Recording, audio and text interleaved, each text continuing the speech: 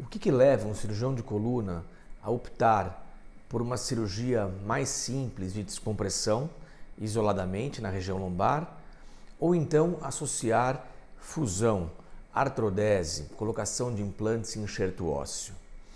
Por que pessoas com sintomas semelhantes são tratadas de forma diferente? O vídeo de hoje é justamente sobre a decisão entre se fazer algo descompressivo ou associar fusão em pacientes que supostamente têm problemas semelhantes ou pelo menos acreditam que o tenham.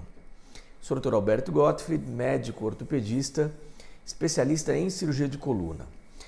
Muito bem, muitas vezes pacientes nos procuram com queixa de dor irradiada para a perna, com choque, formigamento, causada por algum grau de compressão de nervo, e que já conversaram com outros pacientes que também tiveram problemas semelhantes e acabaram sendo, nesse caso, operados pela técnica A, B ou C.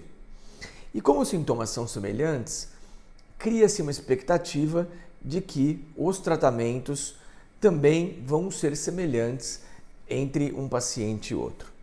E na verdade isso nem sempre acontece, né? Vou dar um exemplo aqui bem característico sobre isso.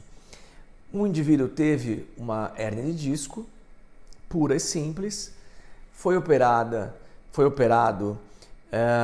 com uma cirurgia descompressiva, seja ela por vídeo ou por tubo microscópio, que é realmente um procedimento muito simples e rápido do ponto de vista de recuperação também, ou seja, a cicatrização é rápida e o retorno às suas atividades também. E uma outra pessoa também tem sintomas compressivos, então dói a perna do mesmo jeito. Entretanto, os exames de imagem mostram, por exemplo, um escorregamento vertebral, uma espondilolistese, onde a primeira cirurgia não se aplica, não se faz aqui indicada por conta dessa espondilolistese, e nesse caso a indicação médica é de descompressão do nervo e fusão. Então a questão aqui é quando que nós, cirurgiões de coluna, indicamos uma coisa ou indicamos outra. Existem diversos critérios para isso, mas o principal deles, na doença degenerativa lombar, via de regra, tá? Lembrando que todas as regras têm exceções. Via de regra, os casos onde existe meramente dor na perna, tá? Não existe dor lombar muito importante, mas a dor é do glúteo para baixo, por uma compressão de nervo, sem que exista escorregamento vertebral, ou que nós chamamos de instabilidade mecânica. Esses casos, quando tem indicação cirúrgica, tudo que o paciente precisa é da remoção daquele pedacinho de cartilagem ou daquele bico de papagaio que está sobre o nervo, descomprimindo a raiz nervosa. Esses são os casos mais simples, os casos onde a recuperação é mais rápida e o retorno pleno às atividades também é mais rápido. Entretanto, quando existe dor lombar importante, alteração degenerativa importante nas vértebras e principalmente escorregamento vertebral, esse é o principal motivo, escorregamento vertebral ou instabilidade mecânica, nesses casos nós associamos a fusão entre essas vértebras. Por quê? Porque a melhor maneira de estabilizar essas vértebras quando o tratamento clínico não funcionou, com fisioterapia, reforço muscular e tudo mais, é por meio da fusão. Por isso que nesses casos, nessas situações, nós indicamos colocação de parafusos ósseos, né, que são chamados parafusos pediculares, enxerto ósseo, espaçadores, que são os cages ou gaiolas, entre as vértebras, para que isso fique realmente sólido, firme, e essa dor da instabilidade, então, se resolva por completo.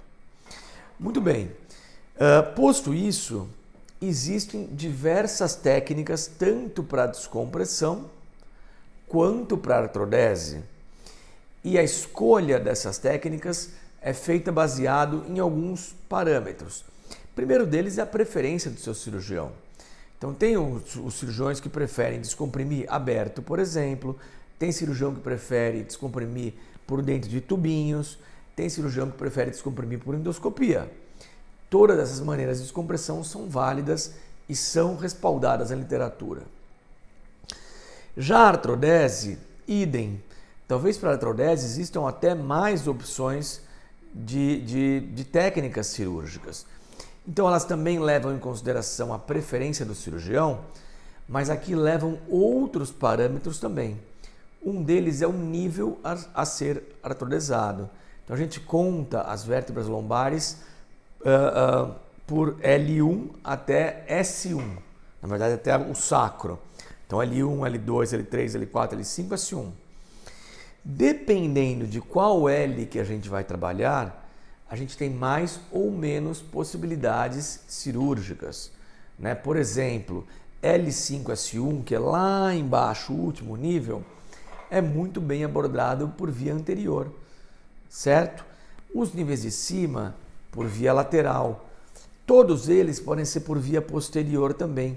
E existem as vias combinadas, onde o cirurgião escolhe implantar esse dispositivo no disco pela frente ou pelo lado e complementar com parafusos por via posterior. Hoje em dia isso tem ganhado muito espaço entre os cirurgiões por serem cirurgias de menores invasões, embora sejam feitas por 2 acessos. Então, basicamente esse vídeo era para explicar por que sintomas semelhantes podem ser tratados e devem ser tratados por cirurgias diferentes e quais são os motivos que nos levam, cirurgiões, a escolherem a técnica A, B ou C de acordo com o problema de cada um dos pacientes. Um abraço e até semana que vem.